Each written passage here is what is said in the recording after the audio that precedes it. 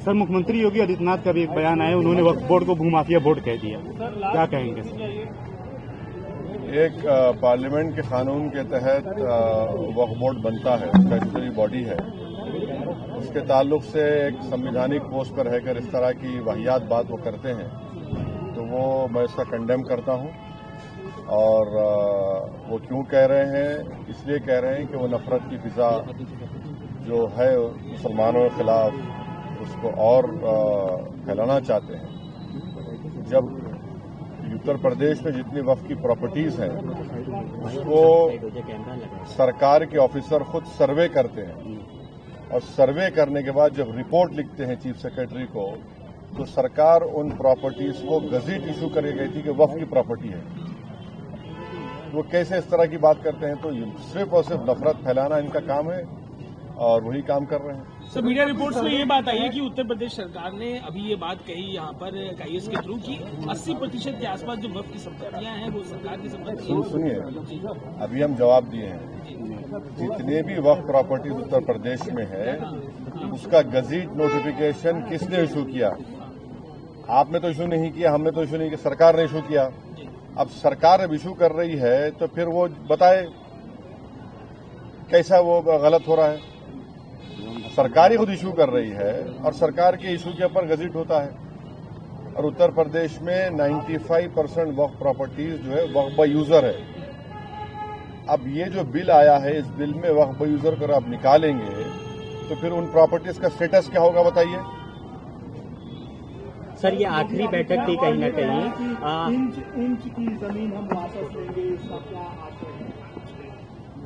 वो इंच की जमीन कहाँ है? वो तो गजट नोटिफिकेशन सरकार का इशू है, तो गजट नोटिफिकेशन कैंसिल करेंगे क्या? वो कौन सा कहाँ पर है?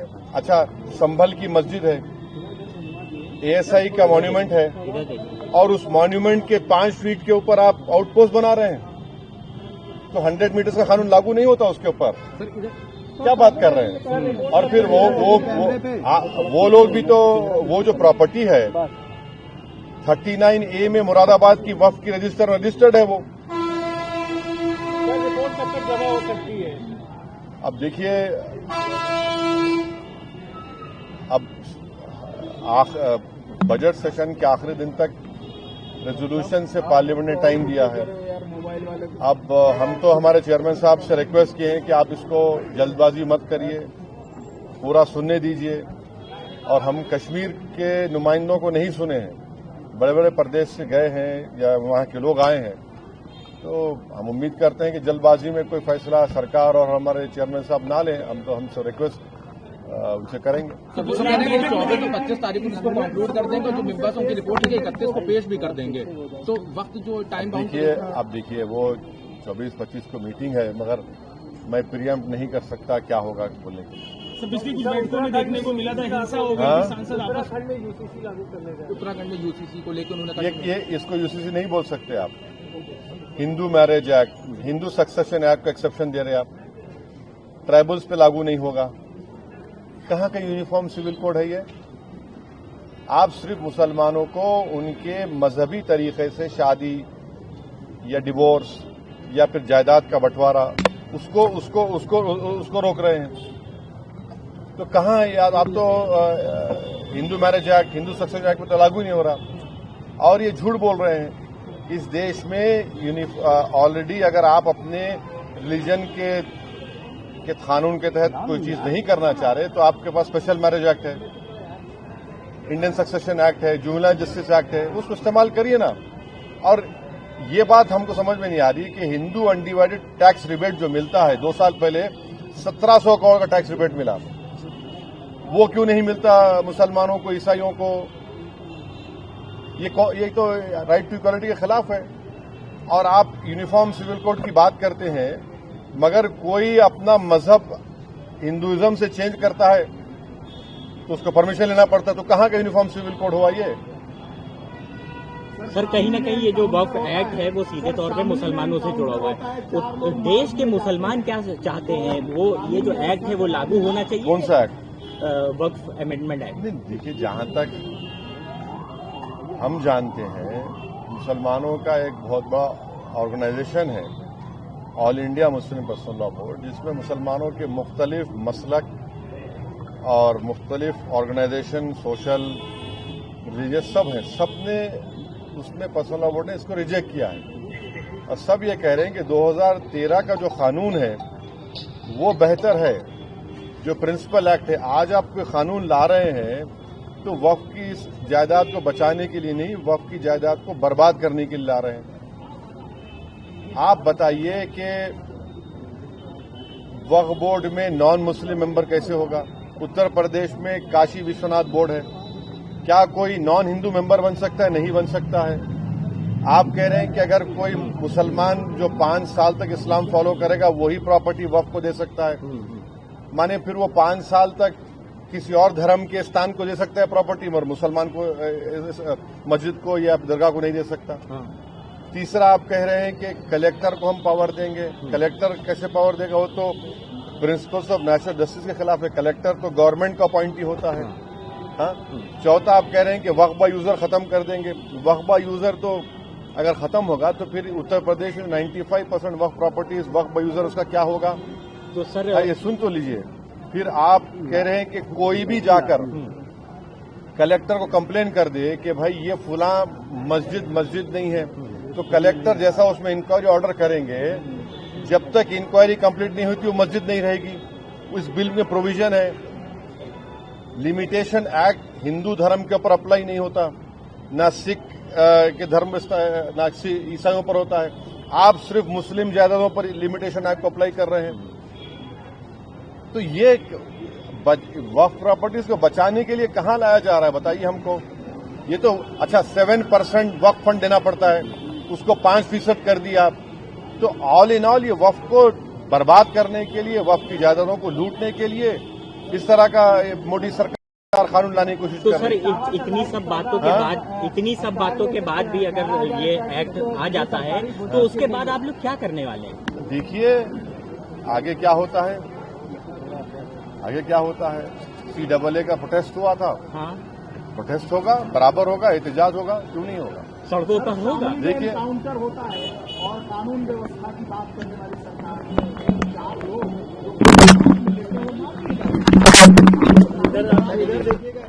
ये तो कानून की राज है। ये देखिए जो रूल ऑफ लॉ की बात संविधान करता है, रूल बाय गन का मामला है। ये कोर्ट किस लिए है, पब्लिक प्रोसिक्यूटर किस लिए है, BNS किस लिए है? अगर ये सब आप सिर्फ गन से इंसाफ को समझते हैं तो फिर इसकी जरूरत ही नहीं है। सर संभल मामले में आज न्यायिक आयोग फिर से संभल गया, उसने मस्जिद संभल मामले में जो न्यायिक आयोग बनाया गया, आज वो संभल में विजिट किया, उसने मस्जिद का फिर मुआयना किया और साथ में विक्टिम से भी मिला। क्या लगता है इस न्यायिक आयोग में? आप ये क्यों नहीं पूछ रहे कि जिसको पुलिस स्टेशन बुलाया था मर गया? वो जिसको पुलिस स्टेशन बुलाया गया था वो मर गया ना, उसके परिवार के लोग क्या कह रहे हैं उस पर तो बात करिए। 4 मासूम लोगों की मौत हो गई, 3 को पीठ पर लगी, 3 को सीने पर लगी, 1 को पीठ पर लगी, और फिर ये तो सुप्रीम कोर्ट ने रोक लगा दी वहां पर।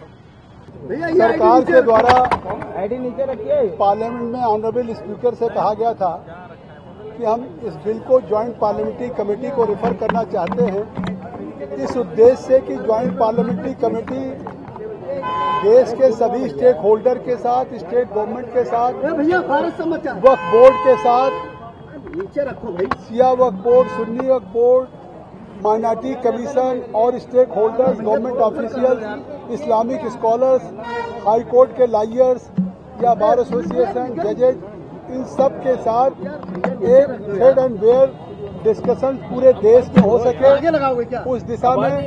उस दिशा में ये ज्वाइंट पार्लियामेंट्री कमेटी ऑन वक्फ आज उत्तर प्रदेश के दौरे पे आई है और लखनऊ में हम सुबह 9 बजे से सभी स्टेक होल्डर से मिल रहे हैं। पहले हमने स्टेट गवर्नमेंट के साथ बात किया, उसमें ओम प्रकाश राजभर जी, दानिश साहब मंत्री, वक्फ के कानून पे लोकसभा राज्यसभा सीधे पारित कर सकती थी, लेकिन खुद संसदीय कार्य मंत्री श्री किरण रिजिजू जी ने खुद ओम बिरला जी से आग्रह किया कि हम इस कानून को पास भी कर सकते थे, लेकिन हम चाहते हैं कि इस कानून पे पास करने के पहले पूरे देश में इस पे चर्चा हो, पूरे देश में राज्यों में जाकर के एक ज्वाइंट पार्लियामेंट्री कमेटी सबके व्यूज, सजेशंस, ऑब्जेक्शंस ले सके सभी स्टेक होल्डर से और सभी लोगों से बातचीत करने के बाद ये कानून बने।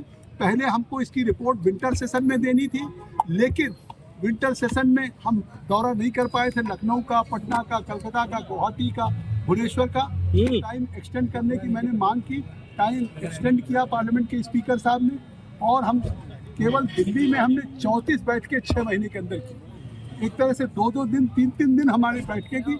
मैं अपने सभी सांसदों को धन्यवाद दूंगा, सभी पार्टी के, कि सभी लोग उस बैठक में आते रहे। और पार्लियामेंट्री डेमोक्रेसी में डिफरेंसेज होते हैं व्यूज में, यही ब्यूटी है, चाहे फार हो या अगेंस्ट हो। लेकिन मुझे लगता है कि एक बहुत अच्छी रिपोर्ट होगी जिस पे एक अच्छा कानून बनेगा, जिससे वक्त की प्रॉपर्टी का जिस उद्देश्य से वक्त किया जा रहा है उसका लाभ गरीबों, पसमानदा आम आदमी को मिलेगा।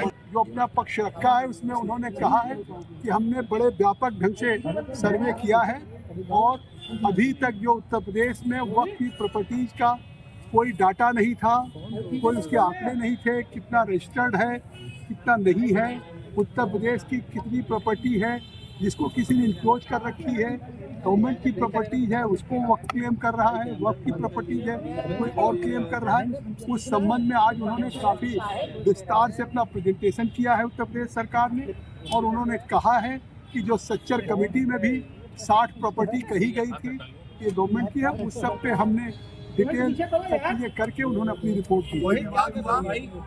देखिए, ऐसी ज्वाइंट पार्लियामेंट्री कमेटी इतनी महत्वपूर्ण कमेटी है कि इसमें आपने देखा कि सभी दलों के माननीय सदस्य हैं और एक अच्छे माहौल में सबसे बातचीत हुई। इस प्रदेश के, इस शहर के जो अक़लियत के, अल्पसंख्यक के भी सभी इम्पोर्टेंट उनके प्रतिनिधित्व करने वाले लोग आए, उनके साथ अच्छी बातचीत हुई और एक अच्छे खुशगवार माहौल में हुई। मुझे उम्मीद है कि इस ज्वाइंट पार्लियामेंट्री कमेटी के द्वारा जो वक्त अमेंडमेंट के लिए हमको सुपुर्द किया गया था उसको हम एक बैठ के 24-25 के बाद परस्पर सहमति से एक ऐसी रिपोर्ट देंगे जो आने वाले दिनों में जो एक किसी वाकिफ का वक्त करने का उद्देश्य होता था कि वक्त पॉयस पर्पजेज के लिए हो, रिलीजियस पर्पजेज के लिए हो, चैरिटेबल पर्पजेज के लिए हो, और कोई व्यक्ति अपनी अगर संपत्ति को वक्त करता है तो इसलिए करता है कि उससे महिलाओं को, ख़वातीन को, विधवा को, बच्चों को उनकी मदद हो सके एजुकेशन में, हेल्थ में या हर तरह से। तो कोई आदमी इसलिए अपनी खुद की प्रॉपर्टी को डेडिकेट करे तो वो खुद बुद ना हो। जिस तरीके से आज तमाम प्रॉपर्टी आप देखते हैं कि मुतवल्ली कहीं खुद बुद कर रहा है वक्त की प्रॉपर्टी पे, उसका फ़ायदा किसी गरीब को, पसमानदा मुसलमान को, आम किसी बहन को, ख़वातीन को, विडो को मिले, उसके बजाय आप देखते हैं रोज़ शिकायतें ज़्यादातर आती हैं कि वो है। इसी तरह से कुछ बातें और थी कि वक्त के नाम पर रजिस्ट्रेशन मुरादाबाद में कहीं एक हो गया कि एक प्रॉपर्टी 70,000 एकड़ की है, कहीं एक पीलीभीत में कि 5,000 एकड़ की है। उसको सबको भी उन्होंने, सरकार ने कहा कि हम कमेटी बना के कंस्टिट्यूट कर रहे हैं और निश्चित तौर से सारी प्रॉपर्टी को हम चिन्हित करेंगे, उसको रजिस्टर करेंगे। अमर उजाला जीवांजलि के सारथी की मदद लें और महाकुंभ में स्नान जरूर करें।